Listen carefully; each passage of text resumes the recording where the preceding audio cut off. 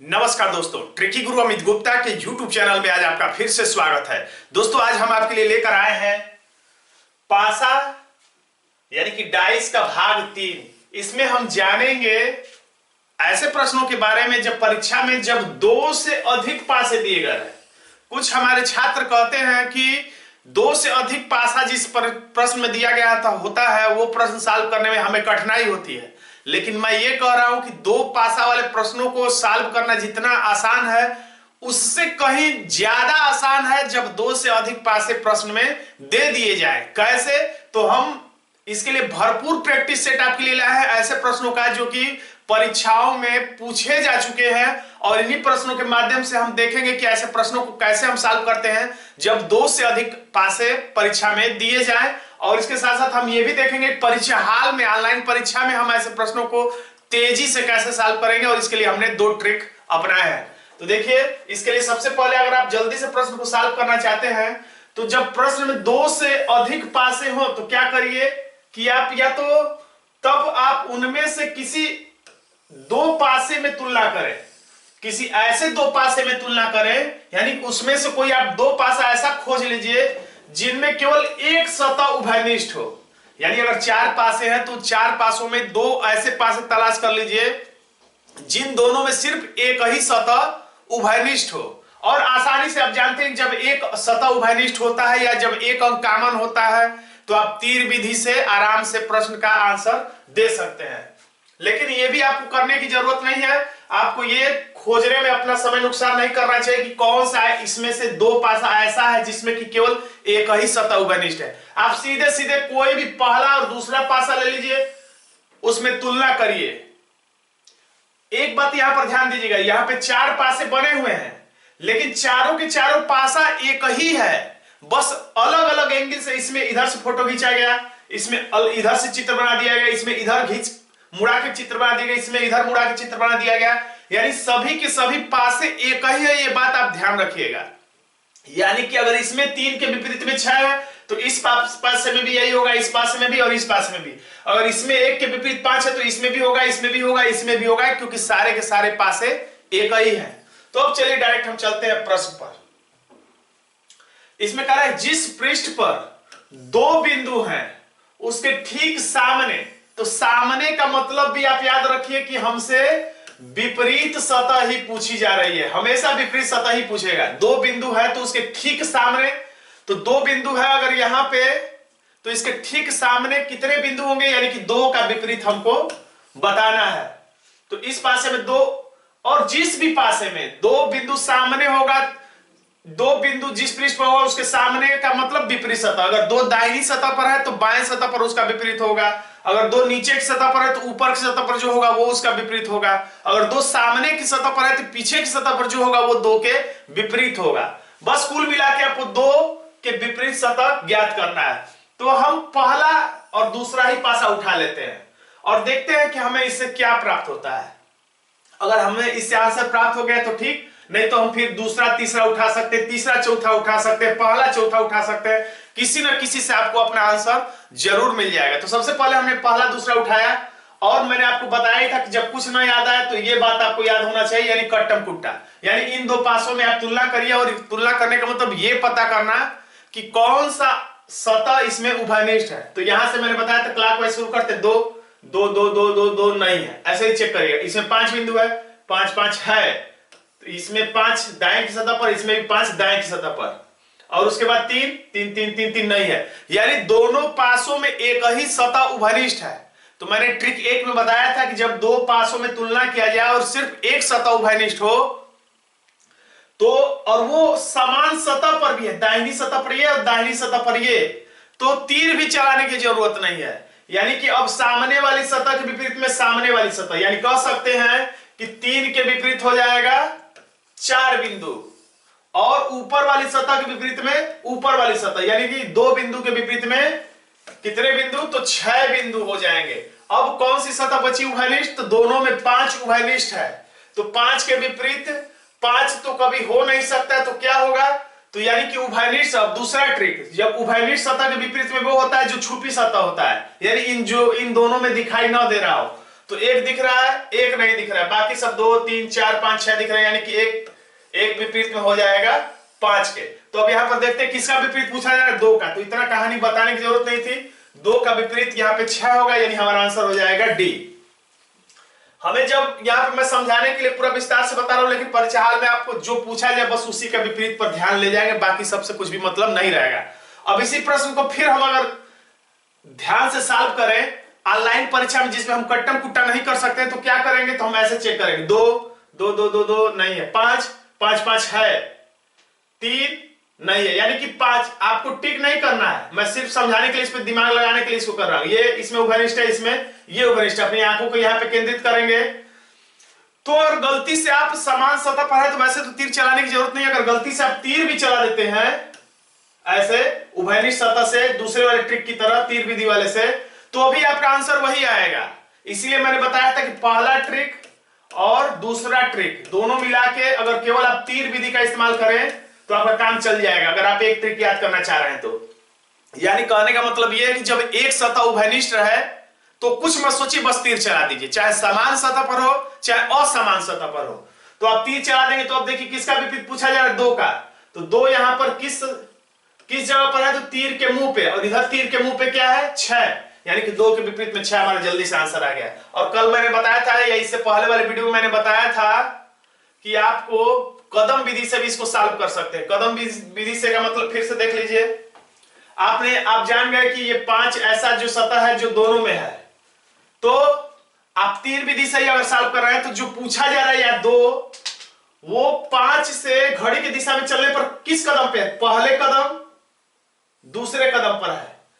जो पूछा जा रहा है 2, वो उभयनिष्ठ सतह से घड़ी की दिशा में किस कदम पर है, एक दूसरे कदम पे। तो फिर उभयनिष्ठ सतह से दूसरे कदम पे इसमें कौन है, तो 6। तो बिना तीर चलाए आप समझ जाएंगे कि 6 हमारा आंसर होगा। अब अगला प्रश्न देखिए। इस प्रश्न में फिर से पूछा जा रहा है, एक घनीय कंटेनर के सभी 6 फलकों में अंदर के पैक किए गए उपकरणों की स्थिति को दर्शाते हुए भिन्न भिन्न चिन्ह अंकित किए गए हैं। कौन सा चिन्ह सी के पीछे है, यानी कुल मिला के सी के विपरीत सतह हमसे पूछी जा रही है, जैसा कि हमेशा पूछा जाता है। तो सी के विपरीत हमें बस बताना है और कुछ नहीं करना है। तो सी के विपरीत कौन सी सतह है, तो फिर हम पहला ही दूसरा चित्र उठा लेते हैं, अगर आंसर मिला तो ठीक, नहीं तो फिर B C, C D, A B, और कई अलग अलग पासों में हम तुलना कर सकते हैं।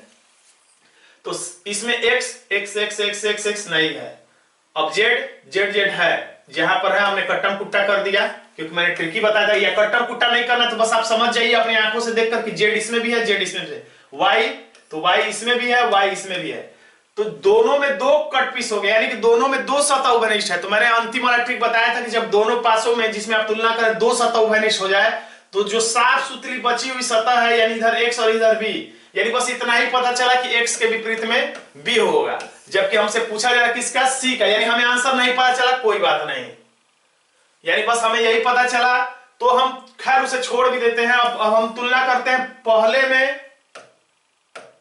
वैसे हमें पता चल गया था कि z और y उभयनिष्ठ है, यानी कि x के विपरीत में b है। तो जो पता चलता जाए उसे आप नोट करते जाए, क्योंकि एक और जोड़ा पता चल जाएगा तो तीसरा जोड़ा अपने आप पता कर लेंगे।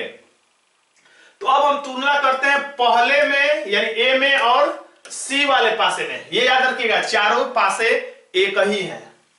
तो अब इसमें अगर हम तुलना करेंगे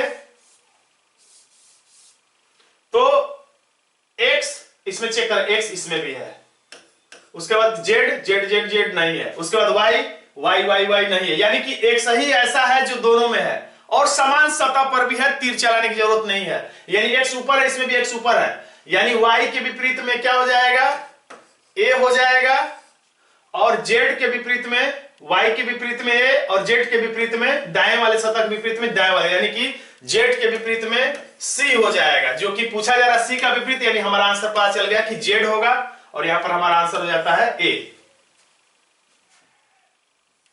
अगर हम यहां पर तीर भी चला देते तो हमारा आंसर आ जाता, याद रखिएगा। यानी पहला और दूसरा ट्रिक, जब एक सतह उभयनिष्ठ हो, समान सतह पर हो, तो तीर चलाने की भी जरूरत नहीं है, लेकिन एक सतह उभयनिष्ठ हो, अलग अलग सतहों पर हो, तब तीर चलाने की जरूरत होती है।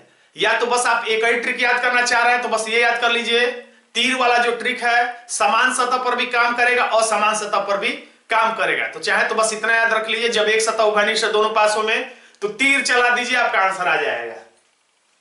अब पूछा जा रहा है 4 के विपरीत, तो फिर हम पहला और दूसरे पासे में तुलना कर रहे हैं, इस वाले में और इस वाले में। जब मिलेगा तो ठीक, नहीं तो फिर हम आगे बढ़ेंगे। तो 2 2 2 2 2 2 नहीं है, 3 है, 3 3 दोनों में है। अब 1 1 1 1 दोनों में है, यानी इधर साफ सुथरा 2 है, इधर साफ सुथरा 3 है, यानी बस हमें इतना ही पता चला कि 2 के विपरीत में 3 होगा। खैर अब तुलना करते हैं हम पहले में और तीसरे वाले पासे में। इससे देखते हैं किसका 4 का विपरीत पूछा था, अभी हमें पता नहीं चला, इसलिए हम पहले और तीसरे में तुलना कर रहे हैं। फिर उठाते हैं 2 को, 2 2 2 2 है, तो जब है तो दोनों में कट पीस कर दिया हमने। अब 3 3 3 3 भी है दोनों में। अब इधर 1 बचा साफ सुथरा, इधर 4 बचा, यानी कि ये भी पता चल गया 1 के विपरीत में 4 होगा, जो कि हमारा आंसर खैर पता चल गया। 1 के विपरीत में 4, यानी 4 के विपरीत में क्या होगा, था 1 होगा, यानी हमारा आंसर मिल गया। अब और किसी अगर पासे के बीच में पूछता है तो बस 2 ही अंक दिखाई नहीं दे रहा, 1 दिख रहा है, 2 दिख रहा है, 3 दिख रहा है, 4 दिख रहा है, यानी 5 और 6 नहीं दिख रहा है, यानी पता चल गया 5 के विपरीत में 6 होगा। तो हमारा आंसर हो गया ए। देखिए आंसर। अब अगला प्रश्न देखते हैं हम लोग। यहां एक घन की 4 स्थितियों को नीचे दर्शाया गया, यदि ऊपरी की सतह पर बस कुल मिला के 6 का विपरीत पूछा जाएगा, तो इसके निचले सतह पर कौन सी संख्या, यानी 6 का विपरीत। फिर हम पहला और दूसरा पासा उठा लेते हैं। याद रखिएगा सभी पासा एक ही पासे की अलग अलग स्थितियां इसमें दर्शाई गई हैं। लिखा भी है एक घन की 4 स्थितियां को दर्शाया गया, ये नहीं भी लिखा है तो आप समझ जाइए कि चारों पासे एक ही है। तो अब तुलना करते हैं, ये ट्रिक जरूर याद रखिएगा, कट्टम टुट्टा करने वाला। 2 2 2 है, इसमें भी है, इसमें भी है। 3 3 3 3 नहीं है, 1 1 इसमें भी है, 1 इसमें भी है, तो इधर साफ सुथरा बच गया 3, इधर साफ सुथरा बच गया 4, यानी पता चल गया कि 3 के विपरीत में 4 होगा। किसका विपरीत पूछ रहा है, 6 का भी नहीं पता चला। अब हम लोग फिर से उसी तरह से उठा लेते हैं आदतन पहला और तीसरा, यानी पहला पासा इसमें और इसमें अब हम लोग तुलना करेंगे, यानी पहला और तीसरा में 2 2 2 इसमें भी है और इसमें भी है, 3 3 3 नहीं है, 1 1 1 नहीं है। तो जब दोनों पासों में एक ही सतह उभयनिष्ठ है तो अब यानी कि हमारा सारा आंसर मिल जाना है। यही मैंने बताया था कि जब 2 से अधिक पासे हो तो अगर आप ऐसे 2 पासों को पकड़ लेते हैं जिसमें सिर्फ एक सतह उभयनिष्ठ हो तो यानी कि आपका आंसर अब आपको मिलने वाला है। तो अब क्या करेंगे, तो अलग अलग सतह पर है 2, ये इधर ऊपर की सतह पर, ये दाएं सतह पर, तो आपको तीर चलाना मजबूरी है। तो आप जहां पे उभयनिष्ठ सतह वहीं से घड़ी की दिशा में तीर चला देते हैं। ये उभयनिष्ठ सतह, यहां से हम तीर चला देते हैं। अब देखिए किसकी विपरीत पूछा जा रहा है, तो 6 का। तो 6 कहां है, तीर के मुंह पर है, और इधर तीर के मुंह पर क्या है, 1, यानी कि 6 के विपरीत में 1 होगा। मुंह के विपरीत में मुंह तीर का, यानी 6 के विपरीत में 1, और यही हमारा आंसर हो जाता है, यानी हमारा आंसर हो जाता है ए। ज्यादा हमें देखने की जरूरत नहीं, हमारा आंसर ए हो गया। अगला प्रश्न देखते हैं। अब देखिए, अगर परीक्षा हाल में ट्रिक ही भूल जाए, क्योंकि ढेर सारे हमें ट्रिक याद करने पड़ते हैं, तो ऐसा हो जाता है कि कभी कभी हम जल्दीबाजी में या परीक्षा के दबाव में ट्रिक को भूल जाते हैं। तो ऐसी स्थिति में क्या करेंगे, जब हमें पासे की ढेर सारे ट्रिक में से सारा कुछ भूल गया या हमें पता समझ में नहीं आ रहा कि यहां पर कौन सा ट्रिक लगा है, तो ये ट्रिक 100% तो काम नहीं करेगा। मैं ये नहीं कह रहा हूं कि 100% प्रश्नों पे काम करेगा, लेकिन अगर आपका भाग्य ठीक रहा तो हो सकता है कि आप आंसर तक आसानी से पहुंच जाएं। तो देखिए, जब ट्रिक भूल जाए, हैंग हो जाए दिमाग, तो क्या करें, तब बस इतना याद रखें। कितना याद रखें, तो अभी मैं बताने वाला हूं। इतना याद रखें, यानी कि जो ट्रिक मैं बताने वाला हूं वो याद रखें, और ये करके देखिए एक बार। हो सकता है कि आंसर आपका मिल जाए, जरूरी नहीं है कि मिल जाए, लेकिन हो सकता है कि आपका आंसर मिल जाए। तो ट्रिक क्या याद रखे, जब सब कुछ भूल जाए तो कम से कम इतना याद रखे, जो कि आपको याद रखना बहुत आसान है, कॉमन सेंस की बात है। ये समीपवर्ती सतहें कभी भी आपस में विपरीत नहीं होती। कैसे होंगी समीपवर्ती सतहें विपरीत, भाई? विपरीत सतहें विपरीत होती है, समीपवर्ती सतहें विपरीत नहीं होती है। यानी ये जो ऊपर की सतह है, इसके विपरीत तो इसके नीचे की सतह होगी जो दिख नहीं रही है। ये सामने की सतह है, इसके विपरीत कौन होगा, जो इसके पीछे की सतह है। ये दाएं की सतह है, इसके विपरीत कौन होगा, जो इधर है बाएं की सतह। यानी ये जो तीनों सतहें हैं, ये तीनों सतह दाएं सामने ऊपर, ये तीनों आपस में क्या है, समीपवर्ती है, निकटवर्ती है, सन्निकट है। यानी ये तीनों के तीनों आपस में दोस्त हैं। जबकि विपरीत सतहों को हम कह सकते हैं कि वो जो विपरीत सतहें होती हैं, ये जो विपरीत सतह होती है, कह सकते हैं समझने के लिए कि आपस में दुश्मन होती हैं, आपस में दुश्मन होती है विपरीत सतह। एक छुप जाएगा तो एक दिखेगा, एक दिखेगा तो छुपेगा।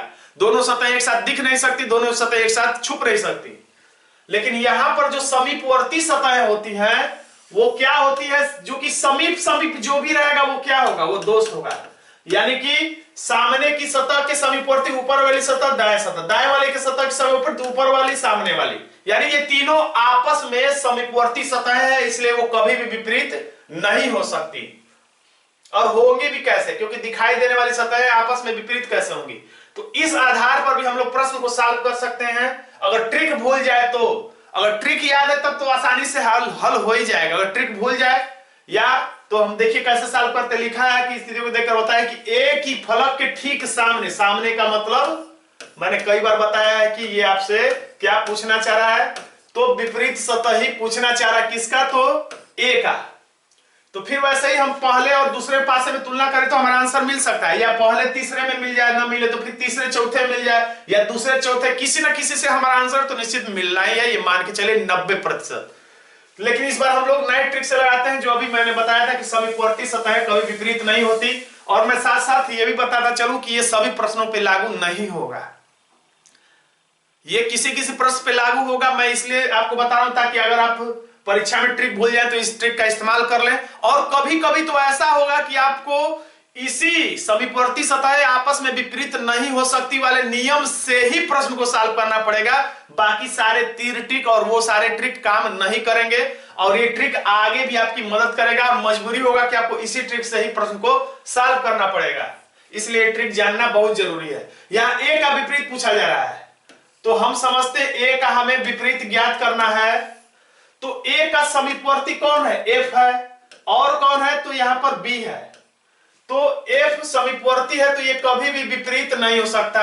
बी भी इसके समीप है ए के, तो बी भी कभी भी विपरीत नहीं हो सकता। देखिए क्यों नहीं हो सकता, कॉमन सी बात है। हमें पता करना है ए का विपरीत, इसका विपरीत हमें पता करना है। ए का विपरीत अगर एफ होता तो इसके नीचे छुपा होता, या बी विपरीत होता तो इसके नीचे छुपा होता, इसके अगल बगल दोस्त नहीं रहता, यानी एफ और बी नहीं होंगे। उसी तरह से ए यहां भी लिखा हुआ है, तो सी और ई इसकी समीपवर्ती सतह है, तो न तो सी विपरीत होगा और न ही ई विपरीत होगा। समझ के भी देख सकते हैं, अगर ए का विपरीत सी होता तो नीचे होता, या ए का विपरीत ई होता तो इसके नीचे होता, इसके अगल बगल में नहीं होता।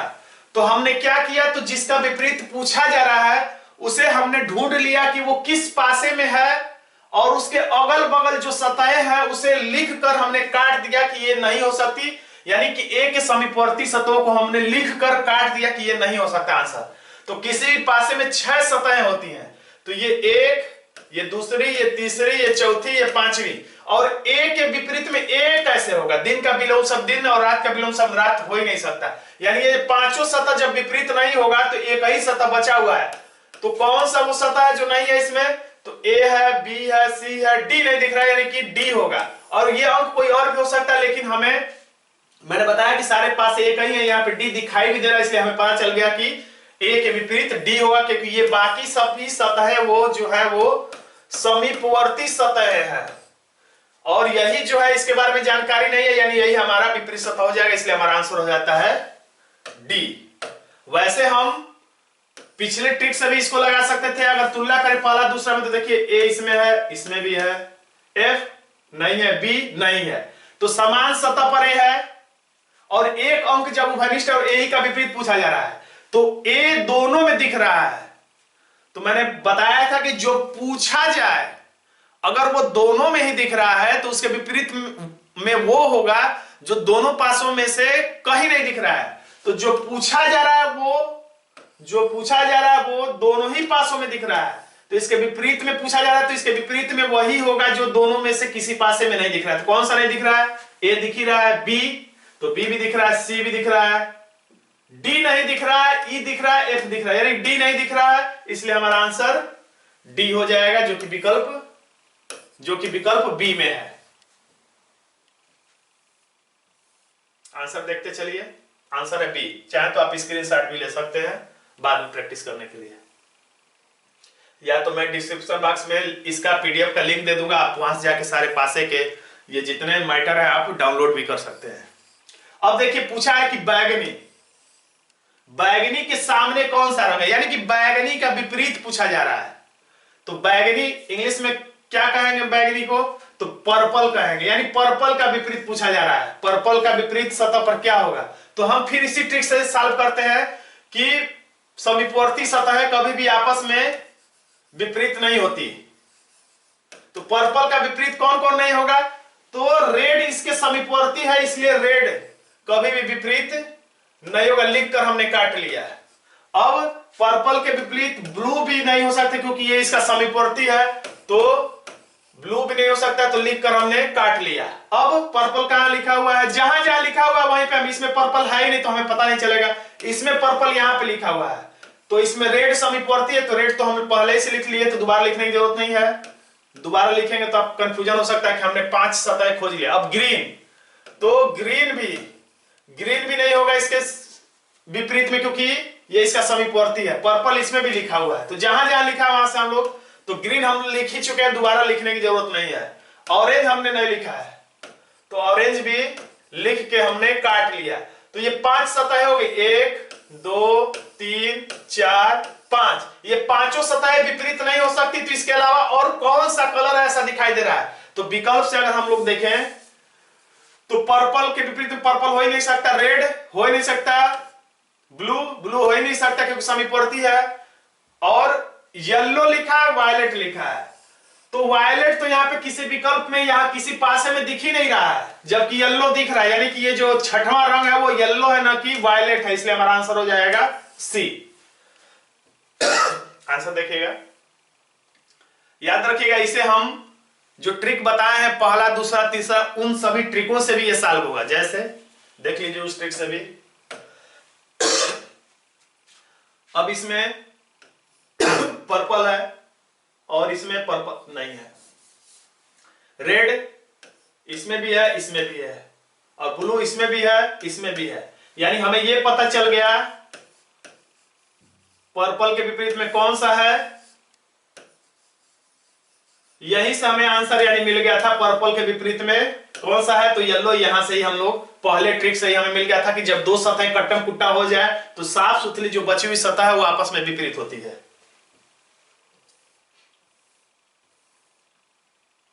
अगला प्रश्न देखेंगे, यहां पर पूछा जा रहा है कि वाई आर पी जे रखा जाए तो चित्र में चित्र नंबर 3 में, यानी इसमें आर के विपरीत, तो किसी में भी कह ले, बस कंफ्यूज करने के लिए लिखा है चित्र नंबर 3 में आर के विपरीत। किसी भी चित्र में, सारे चित्र तो एक ही हैं, आर के विपरीत में कौन सा अक्षर होगा, तो हम पहला दूसरा में तुलना करते हैं, या हम इसे उसी ट्रिक से सॉल्व करते हैं समीपवर्ती सतह वाले से। तो आर कहां है, इसमें है नहीं तो नहीं बता पाएंगे, इसमें आर है, तो आर के समीपवर्ती कौन है, पी है और बी है, यानी कि पी भी नहीं हो सकता है और नहीं तो बी हो सकता है। और कहां आर है, तो इसमें भी है आर, तो जे भी नहीं हो सकता विपरीत, तो वाई भी नहीं हो सकता है, तो जे भी लिख के हमने काट दिया, वाई भी लिख के हमने काट दिया। तो 1 2 3 4 5 सतह हो नहीं सकती, इनके अलावा जो भी सतह होगी, जो भी अक्षर होगा वही इसका आर का विपरीत हो जाएगा। तो पी और कौन सा अक्षर नहीं दिख रहा है, आई नहीं दिख रहा है, आई इसमें है और इसमें नहीं दिख रहा है, यानी कि आई जो है वो आर का विपरीत हो जाएगा, इसलिए हमारा आंसर हो जाता है सी।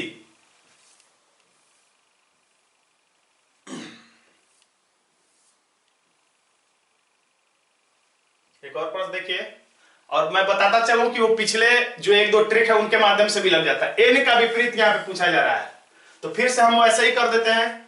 एन के समीपवर्ती जो है वो एन का विपरीत एन भी नहीं हो सकता, और एन है तो एन के समीपवर्ती पी है, क्यू है, यानी कि पी भी नहीं हो सकता हमारा आंसर, नहीं क्यू हो सकता है। और कहां एन है, इसमें तो एन है नहीं, इसमें एन है, तो जेड भी नहीं हो सकता है और एस भी नहीं हो सकता है, जेड भी नहीं होगा और एस भी नहीं होगा। तो 1 2 3 4 5 सतह हो गई, यानी एक ही सतह बचा। अगर 4 कट्टम कुट्टा हो, 5वां सतह कट्टम कुट्टा ना हो, तब हम नहीं बता पाएंगे, 2 में कंफ्यूजन रहेगा, लेकिन पांचों सतह पता चल गया, इसलिए हमें आंसर भी पता चल जाएगा। एन के विपरीत में कौन सा ऐसा जो इसमें नहीं दिख रहा है, NPQZS, NPQZS, NPQZS, R नहीं दिख रहा है, R नहीं दिख रहा है, यानी कि R ही N के विपरीत में हो जाएगा, इसलिए हमारा आंसर हो जाता है A।